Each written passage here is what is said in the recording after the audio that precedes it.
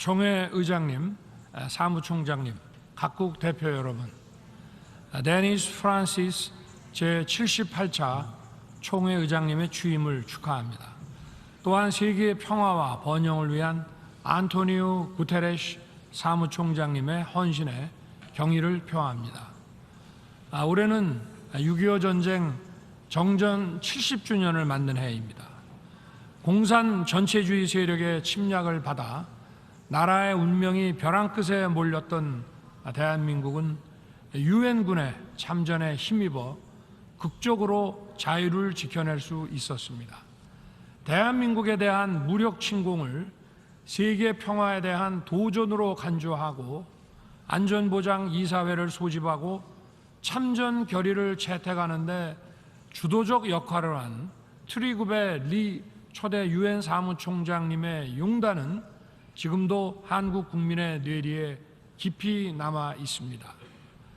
지난 70년간 전쟁의 폐허를 딛고 자유민주주의와 시장경제를 꼽혀온 대한민국은 이제 유엔 헌장이 표방하는 대로 더 많은 자유 속에서 사회적 진보와 생활 수준의 향상을 촉진하기 위해 국제사회에 책임있게 기여하고자 합니다.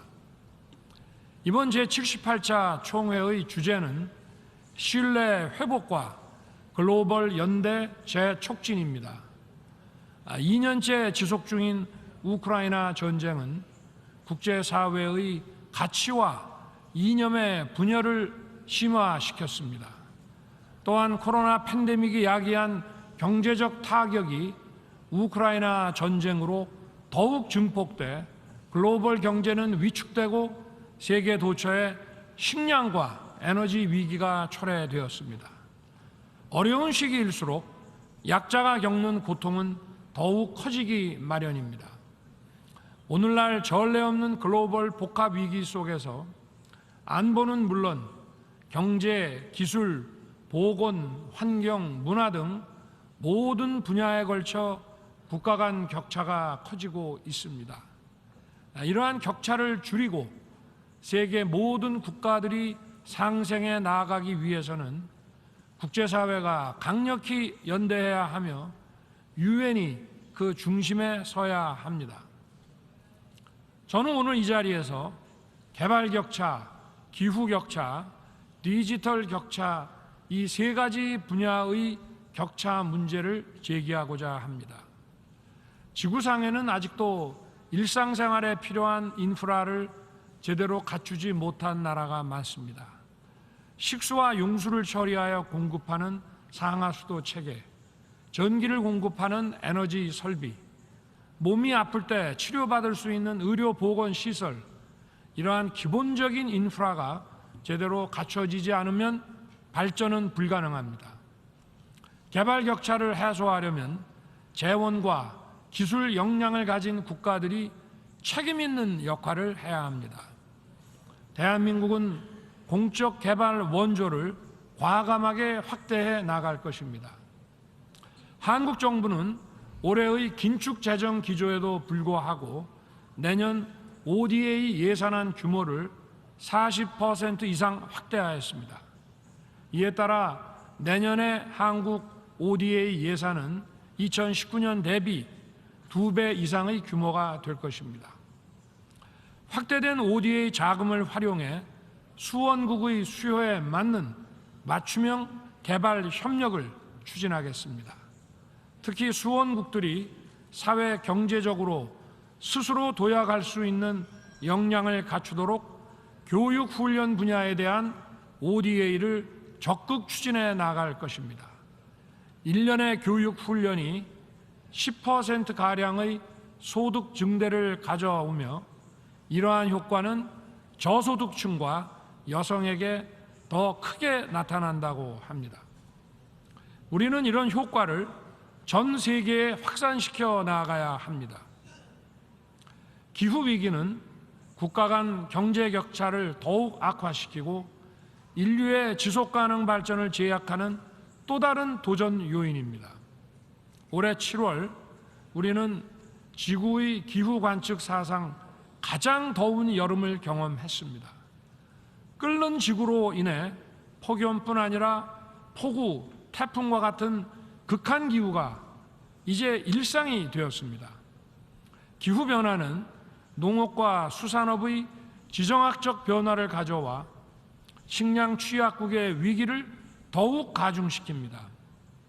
대한민국은 기후위기 취약국들이 탄소 배출을 줄여 나아가면서 청정 에너지로의 전환을 가속화할 수 있도록 그린 ODA를 확대할 것입니다. 대표적으로 녹색 기후 기금에 3억 불을 추가 공여할 것입니다.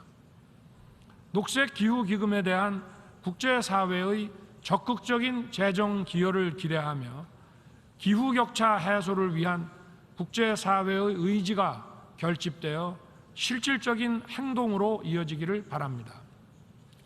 대한민국은 탄소 중립 목표 달성을 앞당기기 위한 현실적인 대안으로 재생에너지뿐만 아니라 원전, 수소와 같은 고효율 무탄소 에너지를 폭넓게 활용할 것이며 이를 기후위기 취약국들과 공유함으로써 그들에게 이 혜택이 돌아가게 할 것입니다.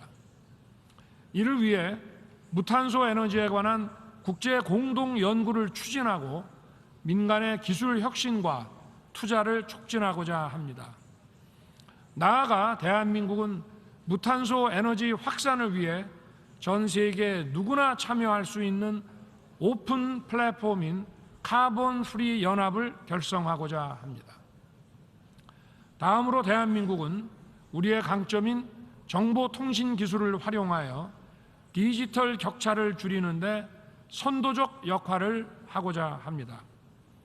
지금은 디지털의 고도화로 모든 문화와 산업이 디지털 기반으로 전환되고 있습니다. 디지털 격차는 곧 경제의 격차를 의미합니다. 따라서 디지털 격차의 해소는 글로벌 사우스 문제의 해결을 용이하게 할 것입니다. 한국은 디지털 보급과 활용이 미흡한 나라들의 디지털 전환을 지원하여 이들 국민들이 교육, 보건, 금융 서비스에 보다 쉽게 접근할 수 있도록 할 것입니다. 저는 작년 9월 뉴욕대에서 그리고 지난 6월 파리 소르본 대학에서 AI와 디지털에 대한 공정한 접근과 디지털의 안전한 사용이 보장될 때 디지털 문화가 더욱 발전할 수 있음을 강조한 바 있습니다.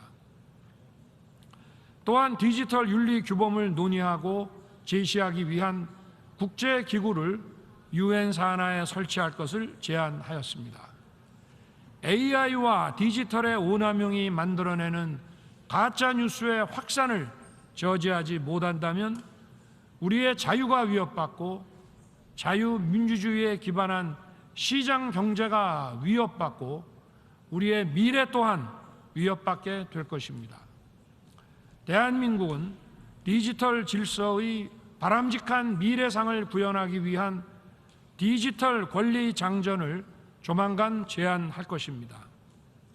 한국 정부는 UN 내 국제기구 설립을 지원하고 AI 거버넌스 구축에 구체적 방향을 제시하고자 AI 글로벌 포럼을 개최하고자 합니다. 아울러 UN이 추진 중인 AI 고위급 자문기구와 긴밀히 협력하여 전 세계 전문가들 간의 소통과 협업의 네트워크를 제공하고자 합니다. 의장님, 사무총장님, 각국 대표 여러분, 국제 평화와 안전 없이 우리는 어떠한 발전과 번영도 이룰 수 없습니다. 저는 지난 7월 키이우 방문 시에 국립아동병원에서 치료받는 어린이들의 애처로운 눈망울을 보았습니다. 전쟁의 첫 번째 희생자는 어린이이며 이들은 다름 아닌 우리의 미래입니다. 한국 정부는 우크라이나 평화연대 이니셔티브 공약에 따라 안보, 인도, 재건 분야를 망라한 포괄적 지원 프로그램을 이행해 나갈 것입니다. 또 2주 전 G20 정상회의에서 밝혔듯이 내년에는 3억 불을 공여하고 추가로 20억 불 이상의 중장기 지원 패키지를 마련하여 우크라이나의 재건을 적극 도울 것입니다.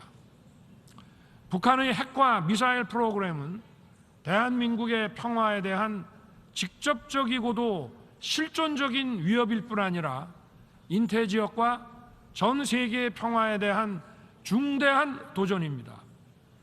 세계 평화의 최종적 수호자여야 할 유엔 안보리 상임이사국이 다른 주권 국가를 무력 침공해 전쟁을 일으키고 전쟁 수행에 필요한 무기와 군수품을 안보리 결의를 정면으로 위반하는 정권으로부터 지원받는 현실은 자기 모순적입니다.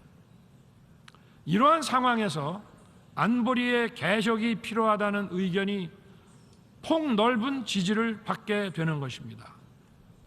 또 북한이 러시아에 재래식 무기를 지원하는 대가로 WMD 능력 강화에 필요한 정보와 기술을 얻게 된다면 러시아와 북한 군사 거래는 우크라이나뿐만 아니라 대한민국의 안보와 평화를 직접적으로 겨냥한 도발이 될 것입니다. 대한민국과 동맹, 우방국들은 이를 좌시하지 않을 것입니다. 총회 의장님, 사무총장님, 각국 대표 여러분, 나라마다 군사력의 크기는 다르지만 우리 모두가 굳게 연대하여 힘을 모을 때, 그리고 원칙에 입각해 일관되게 행동할 때 어떠한 불법적 도발도 차단할 수 있을 것입니다.